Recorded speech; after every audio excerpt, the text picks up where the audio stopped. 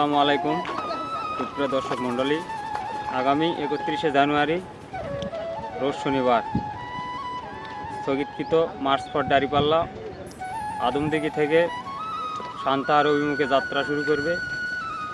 আপনারা সবাই দলে দলে যোগদান করবেন। সকাল 8টা থেকে শুরু হবে, দুপুর 1টার মধ্যে মার্চ ফর দাঁড়িপাল্লা সম্পন্ন হবে। সবাইকে স্বাগত জানাই।